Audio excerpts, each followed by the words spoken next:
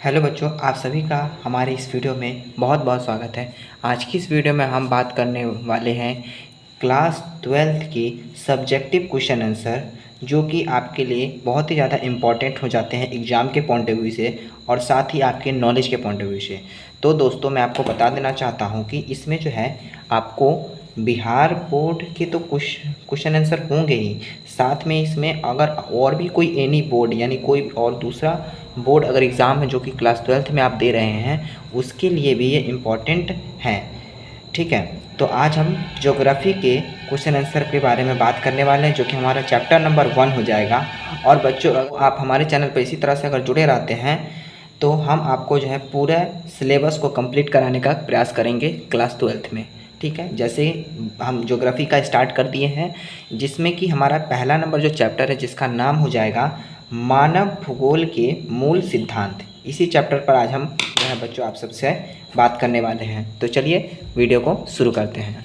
यहाँ पर आपको क्वेश्चंस में देख रहे होंगे कि 3 नंबर या और भी अलग अलग नंबर आपको देखने को मिल सकते हैं। तो मैं आपको जो है इम्पॉर्टेंट क्वेश्चंस हैं वही मैंने एक जगह से नोट करके उसके आंसर को लिखने का प्रयास करके आपको बताने का प्रयास कर रहा हूँ। ठीक है, तो ये हमारा पहला नंबर क्वेश्चन हो जाएगा। इसमें क्वेश्चन क्या कहने का प्रयास कर रहा है हमसे, मानव भूगोल को परिभाषित कीजिए। ठीक है, आंसर है मानव भूगोल एक विज्ञान है जिसे यानी जिसके अंतर्गत मनुष्य और उनके भौतिक पर्यावरण के मध्य संबंधों का अध्ययन किया जाता है।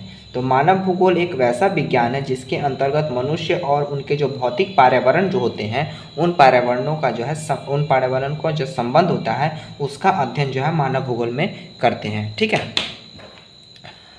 और नेक्स्ट पॉइंट है, इसमें मानव और प्रकृति के बीच सतत परिवर्तनशील, सतत यानी कि लगातार परिवर्तनशील जो यानी कि जो बदलाव आते रहते हैं उन पारस्परिक क्रियाओं से उत्पन्न सांस्कृतिक लक्षणों की स्थिति एवं वितरण की विशेषता को अध्ययन किया जाता है यानी का अध्ययन किया जाता है।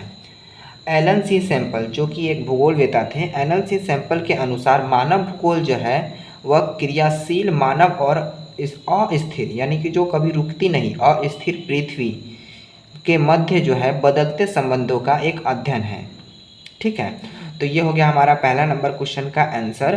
तो अगर आप चाहते हैं इसका पीडीएफ प्रोवाइड करना यानी आप पीडीएफ इसका लेना चाहते हैं तो हम अपने टेलीग्राम पर इसका पीडीएफ डाल देंगे, वहाँ से आप डाउनलोड कर दीजिएगा। जैसे कि हमेशा की तरह हमारे डिस्क्रिप्शन में आपको उस टेलीग्राम का लिंक जो है मिल जाएगा पीडीएफ के नाम से। ठीक है, नेक्स्ट आगे बढ़ते हैं नेक्स्ट क्वेश्चन की तरफ, है ना। 2 नंबर यानी जो कि आपको 4 नंबर देखने में आ रहा है, ये 2 नंबर आप नोट कर लीजिएगा अपने में। मानव भूगोल के कुछ उपक्षेत्र के नाम बताइए। ठीक है, आंसर है मानव भूगोल के उपक्षेत्र हैं, पहला है व्यवहारवाद विचारधारा, दूसरा मानव कल्याण का भूगोल, तीसरा सांस्कृतिक भूगोल, चौथा हो जाएगा ऐतिहासिक भूगोल। ऐतिहासिक भूगोल, एक सेकेंड, ऐतिहासिक भूगोल। ठीक है, आगे बढ़ते हैं। जैसा कि वहाँ ऐतिहासिक लिखा हुआ था, यहाँ भूगोल है, ऐतिहासिक भूगोल। पांचवा संसाधनों का भूगोल, छठा कृषि भूगोल और सातवां उद्योगों का भूगोल आदि। ये सभी हमारे जो है मानव भूगोल के उपक्षेत्र हैं। ठीक है, नेक्स्ट हमारा क्वेश्चन है, मानव भूगोल का उद्भव कब भौगोलिक अध्ययन की एक विशेष शाखा के रूप में हुआ। यानी मानव भूगोल का जो उद्भव है कब जो है एक भौगोलिक अध्ययन के विशेष शाखा के रूप में हुआ। इसका आंसर हो जाएगा 19वीं शताब्दी के उत्तरार्ध में 1859 माने 1859 में चार्ल्स डार्विन की पुस्तक ऑरिजिन ऑफ स्पीसीज के प्रकाशित होने पर उसमें प्रेरणा लेकर भौगोलिक अध्ययन की एक विशिष्ट शाखा के रूप में मानव भूगोल का विकास हुआ। यानी कि 19वीं शताब्दी के उत्तरार्ध में जो चार्ल्स डार्विन की जो पुस्तक प्रकाशित हुई थी ऑरिजिन ऑफ स्पीसीज, उसमें प्रकाशित होने पर उससे जो प्रेरणा लेकर जो है लेकर भौगोलिक अध्ययन की एक विशिष्ट शाखा के रूप में मानव भूगोल का जो है विकास होना प्रारंभ हो गया। ठीक है, नेक्स्ट क्वेश्चन है हमारा, मानव भूगोल की कल्याणपरक विचारधारा की 3 प्रमुख विशेषताएं लिखिए। मतलब मानव भूगोल की जो कल्याणपरक यानी कि व्यक्ति के जो कल्याण की जो विचारधारा है उनकी 3 विशेषताओं को लिखिए। तो इसका आंसर हो जाएगा, कल्याणपरक विचारधारा की 3 विशेषताएं निम्नलिखित हैं। पहला है, इन विचारधाराओं में निर्धनता, प्रादेशिक असमानताएं तथा अभावों जैसे विषय व नगरीय स्लम, झुग्गी झोपड़ी आदि सम्मिलित किए गए हैं। दूसरा हो जाएगा, कौन, कहाँ, क्या और कैसे कल्याणपरक विचारधारा के मुख्य बिंदु हैं, इसके बारे में चर्चा की गई है। तीसरा हमारा है, असमानता की समस्या पर विचार करके और उसके समाधान को ढूंढने के लिए इस विचारधारा का जन्म हुआ। किस विचारधारा का जन्म हुआ? तो कल्याणपरक विचारधारा का जन्म हुआ, तो जो इसका आंसर हो जाएगा। ठीक है, नेक्स्ट क्वेश्चन की तरफ हम आगे बढ़ते हैं।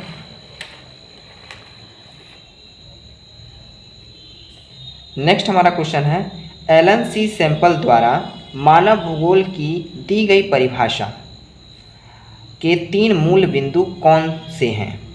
इसका आंसर हो जाएगा कि एलन सी सैंपल के द्वारा दी गई मूल मानव भूगोल की जो परिभाषा है उसके 3 बिंदु निम्नलिखित है या निम्नांकित है। आंसर हो जाए, इसका पॉइंट हो जाएगा, पहला नंबर हमारा पॉइंट है अस्थिर पृथ्वी, पृथ्वी जो है अस्थिर है। दूसरा हो जाएगा मानव के परिवर्तनशील संबंध, यानी कि मानव का जो संबंध है वो हर वक्त हर समय जो परिवर्तनशील यानी परिवर्तित होता रहता है। और नेक्स्ट है भौतिक पर्यावरण, यानी कि भौतिक जो पर्यावरण जो हमारे भौतिक रूप से जो हमारे पर्यावरण हमारे लिए प्रकृति में मौजूद है। ठीक है, ये हमारी 3 बातें जो है एलन सी सैंपल के द्वारा कही गई है मानव भूगोल के बारे में। ठीक है, नेक्स्ट हमारा क्वेश्चन है, नवनियतिवाद से क्या अभिप्राय है? नवनियतिवाद से हमारा क्या अभिप्राय है? तो इसका आंसर हो जाएगा, प्रकृति ने मानव के विकास के भरपूर अवसर प्रदान किए हैं। किसने? तो प्रकृति ने। मानव इसका एक सीमा तक प्रयोग कर सकता है, इसलिए संभावनावाद दी गई विद्वानों ने आलोचना की है। यानी संभावनावाद की दी गई जो विद्वान थे उन्होंने आलोचना की है कि ग्राफिथ टेलर ने इस आलोचना द्वारा नवनियतिवाद की विचारधारा प्रस्तुत की। किसने? तो ग्राफिथ टेलर ने नवनियतिवाद की अवधारणा जो विचारधारा है वह प्रस्तुत की।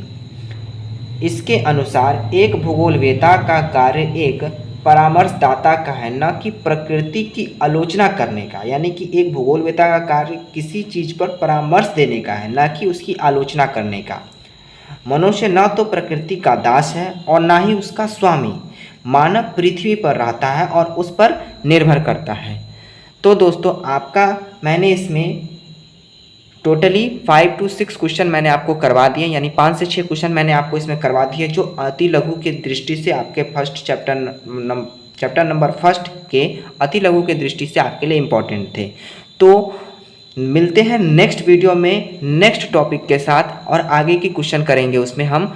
तब तक के लिए जय हिंद।